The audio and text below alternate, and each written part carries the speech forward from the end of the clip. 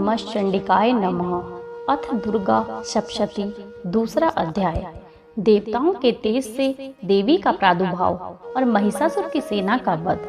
महर्षि मेधा बोले, प्राचीन काल में देवताओं और असुरों में पूरे 100 वर्षों तक घोर युद्ध होता रहा। उनमें असुरों का स्वामी महिषासुर था और देवराज इंद्र देवताओं के नायक थे। इस युद्ध में देवताओं की सेना परास्त हो गई थी और इस प्रकार संपूर्ण देवताओं को जीत महिषासुर इंद्र बन बैठा था। युद्ध के पश्चात हारे हुए देवता प्रजापति श्री ब्रह्मा जी को साथ लेकर उस स्थान पर पहुँचे जहाँ पर भगवान शंकर विराजमान थे। देवताओं ने अपनी हार का सारा वृतांत भगवान श्री विष्णु और शंकर जी को कह सुनाया। वह कहने लगे, हे प्रभु, महिषासुर सूर्य, इंद्र, अग्नि, वायु, चंद्रमा, यम, वरुण और अन्य देवताओं के सब अधिकार छीनकर सबका अधिष्ठाता स्वयं बन बैठा है। उसने समस्त देवताओं को स्वर्ग से निकाल दिया है। वह मनुष्य की तरह पृथ्वी पर विचर रहे हैं।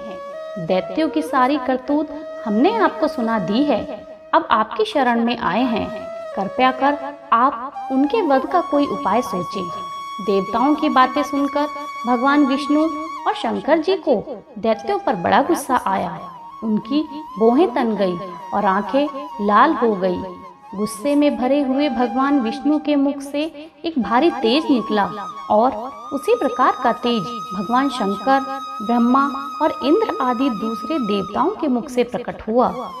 फिर वह सारा तेज एक में मिल गया और तेज का पुंज ऐसे दिखता था जैसे कि ज्वालायमान पर्वत हो।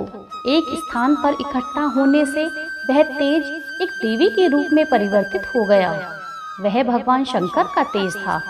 उससे देवी का मुख प्रकट हुआ। यमराज के तेज से उनके शरीर के बाल बने। भगवान श्री विष्णु के तेज से उनकी भुजाएं बनी। चंद्रमा के तेज से उनके दोनों स्तन और इंद्र के तेज से जंघा और पिंडली। पृथ्वी के तेज से नितंब का भाग, ब्रह्मा के तेज से दोनों चरण और सूर्य के तेज से उनकी अंगुलियां पैदा हुई। वसुओं के तेज से हाथों की अंगुलियां एवं कुबेर के तेज से नासिका बनी। प्रजापति के तेज से उनके दांत और अग्नि के तेज से उनके नेत्र बने। संध्या के तेज से उनकी भौहें और वायु के तेज से उनके कान प्रकट हुए। इस प्रकार उस देवी का प्रादुर्भाव हुआ था। महिषासुर से पराजित देवता उस देवी को देखकर अत्यंत प्रसन्न हुए। तब भगवान शंकर ने अपने त्रिशूल में से एक त्रिशूल देवी को दे दिया। भगवान विष्णु ने भी अपने चक्रों में से एक चक्र देवी को दिया। वरुण देव ने शंख, अग्निदेव ने शक्ति, वायु ने धनुष और बाण दिए।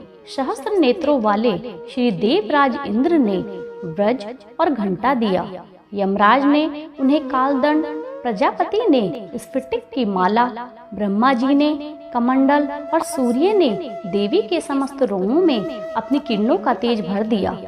काल ने देवी को चमकती हुई ढाल, तलवार, उज्जवल हार और दिव्य वस्त्र भेंट किए। इनके साथ ही उसने दिव्य चूड़ामणि, वस्त्र, कंकण, उज्जवल अर्धचंद्र, बाहों के लिए बाजूबंद, चरणों के लिए नुपुर, गले के लिए सुंदर हसली और अंगुलियों के लिए रत्नों से बनी हुई अंगूठियां भेंट दी। विश्वकर्मा ने उनको परसा, अस्त्र, अभेद कवच और कभी न मुरझाने वाली कमलों की मालाएं भेंट दी।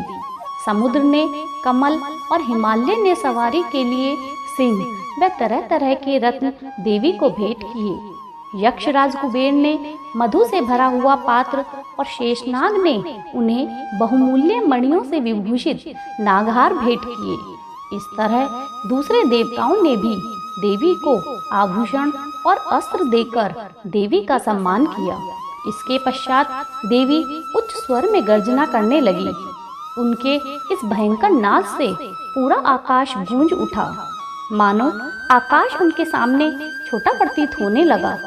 आकाश से बड़े जोर से प्रतिध्वनि हुई, जिससे समस्त विश्व में हलचल मच गई और समुद्र कांप उठे। पृथ्वी डोलने लगी और सबके सब पर्वत हिलने लगे। देवताओं ने उस समय प्रसन्न हो सिंह वाहिनी जगतमयी देवी से कहा, देवी तुम्हारी जय हो। इसके साथ महर्षियों ने भक्ति भाव से विनम्र होकर उनकी स्तुति की। संपूर्ण त्रिलोकी को हर्षमग्न देखकर दैत्यगण अपनी सेना को साथ लेकर उठ खड़े हुए। महिषासुर के क्रोध की कोई सीमा नहीं रही। उसने क्रोध में भरकर कहा, यह क्या उत्पात है।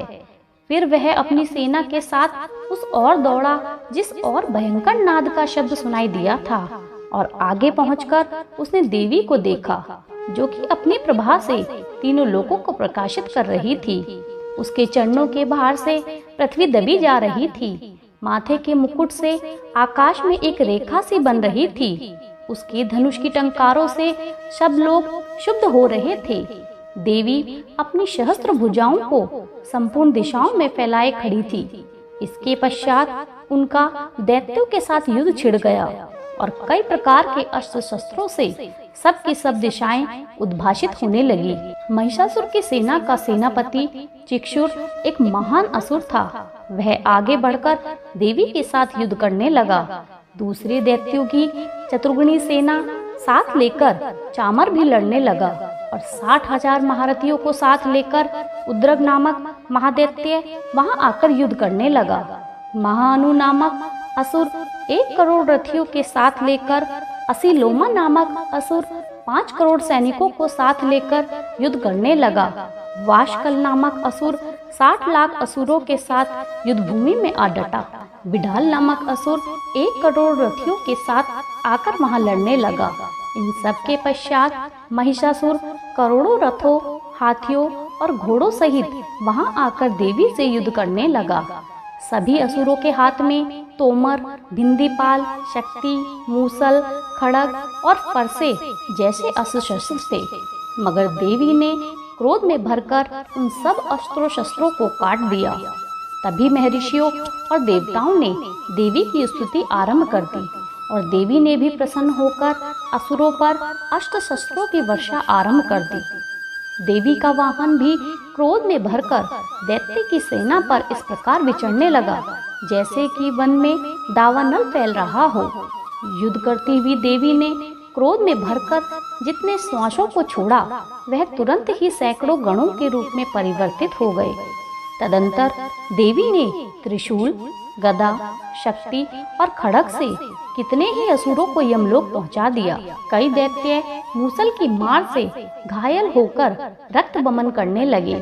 कितने ही दैत्य सिरों व पैरों के कटने पर भी भूमि से उठ खड़े हुए और शस्त्र हाथ में लेकर देवी से लड़ने लगे। कई दैत्यगण भूमि में बाजों की ध्वनि के साथ नाच रहे थे। दैत्य रह रहकर ठहरो ठहरो कहते हुए देवी को युद्ध के लिए ललकार रहे थे।